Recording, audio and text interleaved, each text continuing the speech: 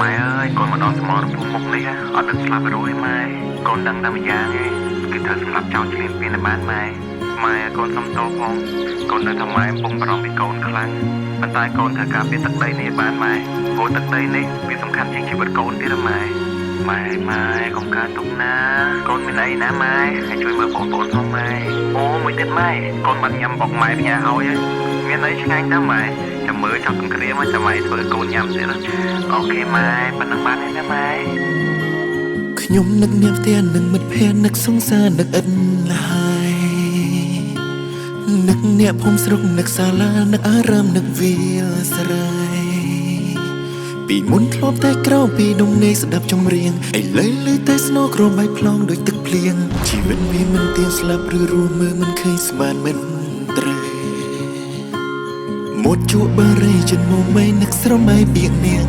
ម៉ែឲ្យកូនទៅប្រយន្តតែក្នុងចិត្តម៉ែគ្រប់ក្ដួអិនមានឡើយឯកូនស្រត់ទឹកភ្នែកមិនហ៊ានឲ្យម៉ែឃើញដែរព្រោះកូនជាទាហានត្រូវការពីប្រជាខ្មែរជុំបារីអស់ចេញប្រយន្តមិនឲ្យសៀមហ៊ានមកក្បែរ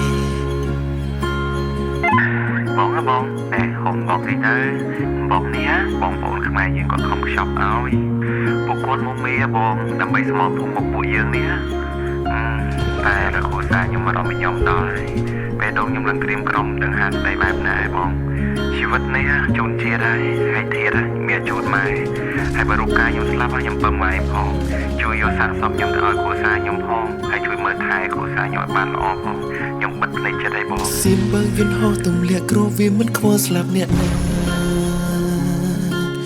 វាផ្ដើមសង្គ្រាមចិនទាហានវាខុសខើគ្មានមេត្តាសម្លាប់ជនស្លូតត្រង់ទាំងនោះចាស់ទាំងកុមារហើយវាសើចសម្បីពេលខ្មែរហូរទាំងនេត្រាបេះដូងវាដូចជាមិនមេត្តាហ៊ានប្រហារគ្មានអាឡ័យកងទ័ពជួយមកខំប្រយុទ្ធមិនខ្លាចស្លាប់នឹងសៀមឡើយឯកងទ័ពជួយក្រោយមិនបណ្ដោយខំរកស្បៀងទាំងយប់ថ្ងៃខ្ញុំជាទាហានមិនញញឹមនឹងសត្រូវតាំងចិត្តអន់អាចបាញ់ពូសៀមក្នុងព្រៃជ្រៅឯជីវិតជនជាតិរីឯធាតខ្ញុំប្រកល់ជូននាងម៉ែ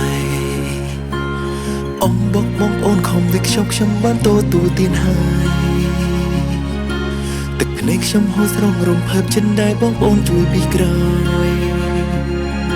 ទូឈាមខ្ញុំហូរស្រង់ក៏មិនបាច់បារម្ភឡើយខ្ញុំបូជាសាច់ស្រស់ដើម្បីទឹកដីខ្មែរហើយជូតទឹកភ្នែកអងយើងបន្តការពារទឹកដីជាតិ